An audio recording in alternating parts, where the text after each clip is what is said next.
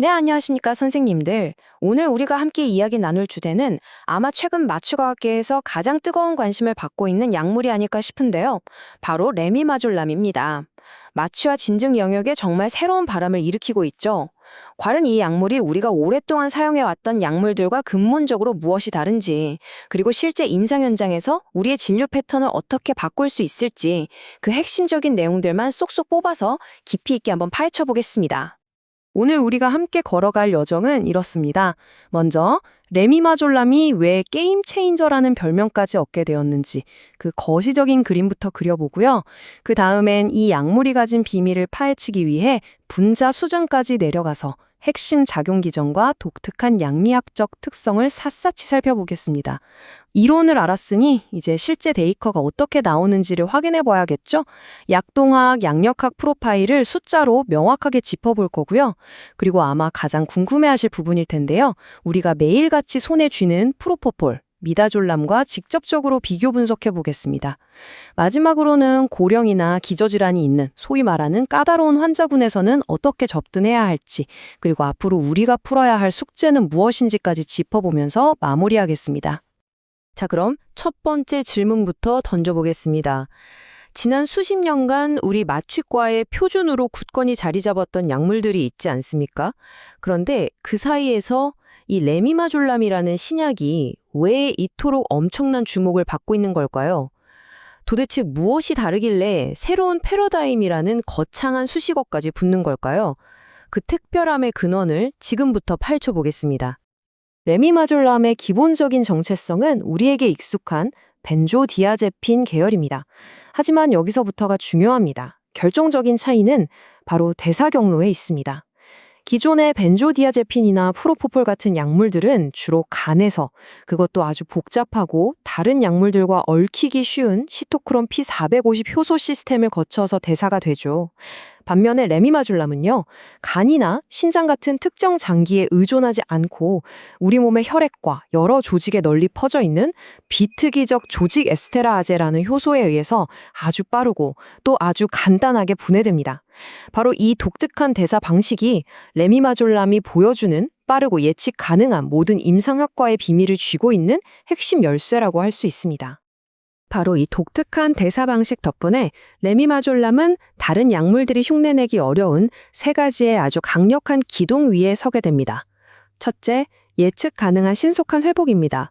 약물이 몸에 쌓이지 않으니 10분을 쓰든 2시간을 쓰든 깨어나는 시간이 거의 일정합니다.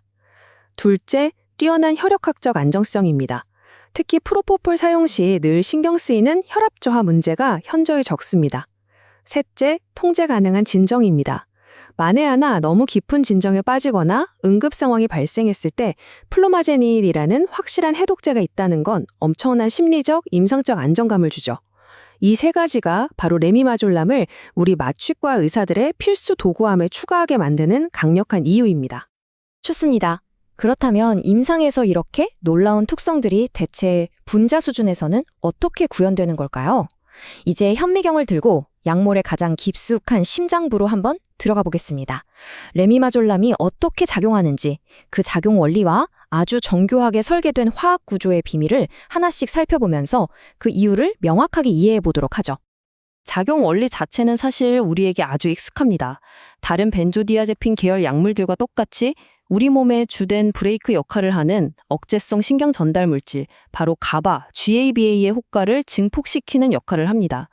가바 수용체에 결합해서 염화물 채널이 더 자주 열리게 만들고 그 결과 신경세포가 억제되면서 진정, 수면 유도, 불안 감소 효과가 나타나는 거죠. 항경련 효과나 근육 이완 효과도 여기서 비롯되고요. 하지만 앞서 말씀드렸듯이 진짜 혁신은 레미마졸람이 무엇을 하느냐가 아닙니다. 그 효과가 얼마나 짧고 얼마나 깔끔하게 지속되다가 사라지느냐, 바로 그 지점에 이 약물의 진정한 가치가 있습니다. 그 깔끔한 약효 조절의 비밀, 그 핵심은 바로 이 화학 구조 안에 숨어 있습니다. 벤조디아제핀 고리 옆에 붙어있는 이 에스테르 결합, 이게 바로 레미마졸람의 아킬레스건이자 역설적으로는 가장 큰 강점입니다.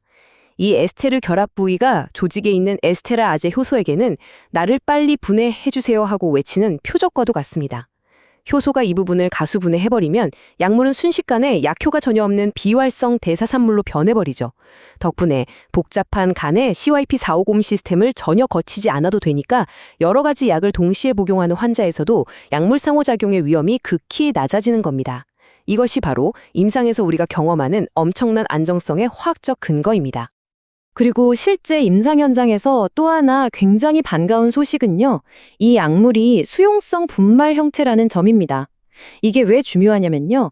우리가 프로포폴을 주사할 때 환자들이 흔히 호소하는 그 찌르는 듯한 혈관통, 그 걱정을 전혀 할 필요가 없다는 뜻이거든요. 환자에게 훨씬 더 편안한 진정 경험을 제공할 수 있죠. 보통 2.5mg/ml 농도로 재구성해서 사용하게 됩니다. 하지만 여기서 정말 반드시 기억하고 넘어가야 할 아주 중요한 주의사항이 있습니다. 레미마졸람은 약산성 용액에서는 매우 안정적인데요.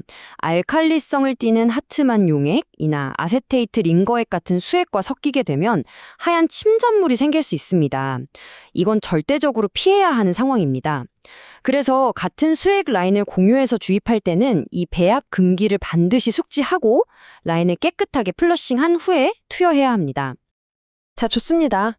지금까지 레미마졸람의 이론적인 배경과 화학적 특성에 대해 알아봤는데요. 그렇다면 이 모든 것들이 실제 우리 임상 현장에서는 과연 어떤 숫자로 나타날까요? 지금부터는 막연한 개념이 아니라 명확한 데이터를 통해서 레미마졸람의 성능을 정량적으로 분석해보고 그 숫자들이 가지는 임상적 의미를 하나하나 짚어보도록 하겠습니다. 이 표를 보시면 프로포폴이나 미다졸람과의 가장 큰 차이점이 한눈에 들어옵니다. 바로 CYP505 이종성 항목이죠. 레미마졸람의 대사는 늘 정체되고 예측하기 어려운 CYP505 고속도로를 완전히 우회해서 자신만의 전용 도로를 이용하는 것과 같습니다. 이게 왜 중요하냐면 여러 약물을 복용 중인 환자에게서도 훨씬 더 예측 가능하고 안정적인 약물 동태를 보장한다는 뜻이기 때문입니다. 특히 미다졸람의 경우 약효를 가진 활성 대사산물이 만들어져서 회복을 지연시키는 예측 불가능성이 있는데 레미마졸람은 이 문제로부터 완전히 자유롭습니다. 이 표에서 우리가 가장 주목해야 할 숫자는 단연코 이 상황 민감성 반감기 CSHT입니다. 이 시간 동안 약물을 지속적으로 주입한 후에도 그 값이 고작 7분에서 8분에 불과하다는 것은 정말 놀라운 수치입니다.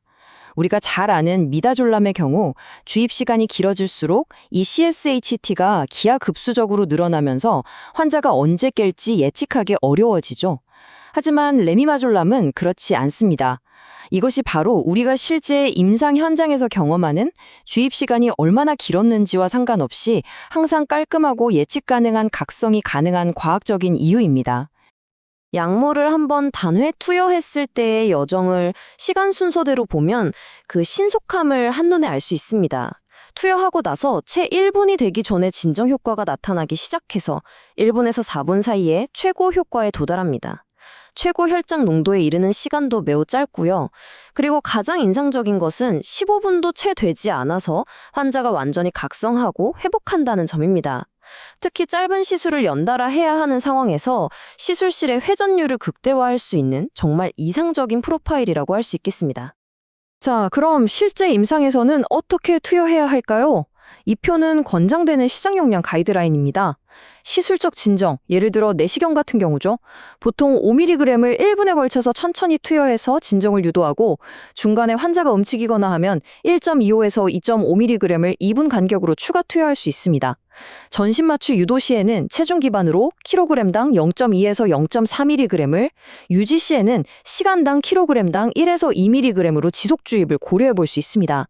하지만 우리 마취과 의사들은 모두 알고 있죠. 이 숫자들은 돌에 새겨진 법칙이 아니라 그저 시작점일 뿐이라는 것을요.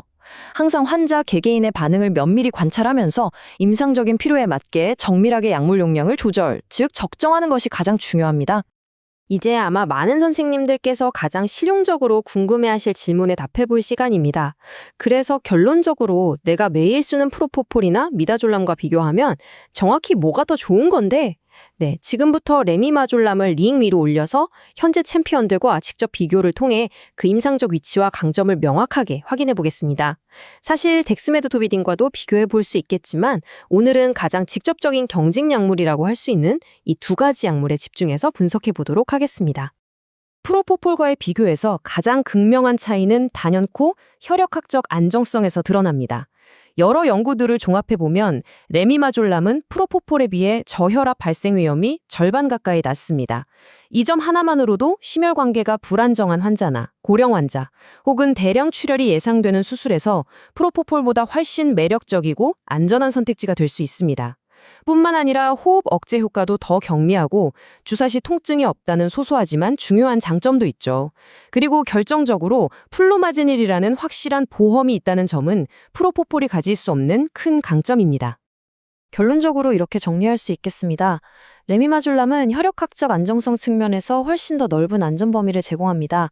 특히 심혈관계 고위험군 환자를 마취할 때 혈압이 떨어지는 것을 정말 피해야 하는 상황에서 이 점은 무엇과도 바꿀 수 없는 중요한 임상적 이점이 됩니다. 반면에 환자가 건강하고 어느 정도의 혈압 변동이 허용되며 매우 깊은 수준의 마취가 필요할 때, 그리고 무엇보다 비용이 중요한 고려사항일 때는 여전히 프로포폴이 유용한 선택지가 될 수 있습니다. 그럼 같은 벤조디아제핀 계열인 미다졸람과 비교하면 어떨까요? 이건 한마디로 차원이 다른 수준이라고 할 수 있습니다. 약동학적으로 완전히 다른 약물이라고 봐도 무방합니다. 작용이 나타나는 속도, 그리고 효과가 사라지고 회복되는 속도 모두 레미마졸람이 압도적으로 빠르고 예측 가능합니다. 특히 장시간 주입했을 때 미다졸람의 상황 민감성 반감기가 급격하게 길어지면서 발생하는 약물 축적, 회복 지연, 심지어 회복실에서 다시 잠드는 재진정 위험과 같은 고질적인 문제들을 레미마졸람은 근본적으로 해결했습니다. 사실상 레미마졸람은 우리가 항상 꿈꿔왔던 미다졸람, 즉 차세대 미다졸람으로 기능한다고 볼 수 있습니다. 미다졸람의 지속 주입을 항상 망설이게 만들었던 그 모든 약동학적 단점들 없이 벤조디아제핀이 가진 고유의 이점, 즉 강력한 기억상실 효과와 뛰어난 혈액학적 안정성을 온전히 제공하는 셈이죠. 따라서 더 나은, 더 조절하기 쉬운 미다졸람이 필요한 거의 모든 임상 상황에서 레미마졸람이 그 자리를 완벽하게 대체할 수 있다고 생각합니다. 이처럼 정말 많은 장점을 가진 레미마졸람이지만 그렇다고 해서 모든 환자에게 아무런 고민 없이 동일하게 적용할 수 있는 만병통치약은 아닐 겁니다. 이제 마지막으로 우리의 가장 세심한 주의가 필요한 취약 환자군에서는 이 약물을 어떻게 안전하게 사용해야 하는지, 그리고 이 혁신적인 신약에 대해 아직 우리가 풀어야 할 숙제는 무엇인지 함께 살펴보면서 오늘 이야기를 마무리해 보겠습니다. 이 표는 실제 임상에서 우리가 환자를 마주할 때 아주 중요한 지침이 될 겁니다. 특히 여기서 주목해야 할 점은 신기능이 완전히 망가진 ESRD 환자에게서도 용량 조절이 전혀 필요 없다는 엄청난 장점입니다. 신부전 환자의 마취 관리에 대한 우리의 부담을 정말 크게 덜어주는 부분이죠. 반면에 간 기능이 심각하게 저하된 환자, 차일드표 C등급에서는 청소율이 약 38% 정도 감소하는 것으로 나타났습니다. 따라서 이런 환자들에게는 시작 용량을 줄이고 평소보다 훨씬 더 신중하게 적정해야 한다는 점을 명확히 보여줍니다. 당연히 고령 환자에서는 약물에 대한 민감도가 증가하므로 용량 감량이 필수적이고요. 비만 환자의 경우 아직 명확한 가이드라인은 없지만 실제 체중보다는 이상 체중을 기반으로 용량을 계산하는 것이 합리적일 수 있습니다. 마지막으로 소아와 임산부에 대한 안전성은 아직 공식적으로 확립되지 않았다는 점도 기억해야 합니다. 부작용 프로파일은 전반적으로 양호한 편입니다. 가장 흔하게 보고되는 것들은 대부분 경미하고 일시적인 저혈압, 구역, 두통 등입니다. 호흡 억제는 분명히 존재하지만 프로포폴보다는 그 정도가 덜한 것으로 알려져 있습니다.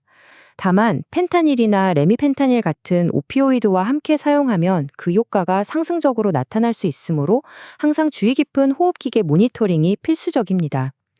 플루마제닐로 기량한 후에 다시 잠드는 재진정 가능성이 없는 것은 아니지만 미다졸람에 비해서는 그 빈도가 훨씬 낮습니다. 그리고 유일한 절대적 금기증, 이것 하나는 꼭 기억하셔야 합니다. 바로 이 약물의 부영제로 사용되는 덱스트란 40에 대한 심각한 과민 반응 병력이 있는 환자에게는 절대 투여해서는 안 됩니다.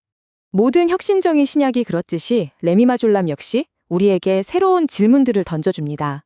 단기적인 수술 후 선망 발생률은 기존 약물과 유사한 것으로 보이지만 수술 후 몇 달, 몇 년이 지난 뒤에 장기적인 인지 기능에 미치는 영향은 아직 미지수입니다.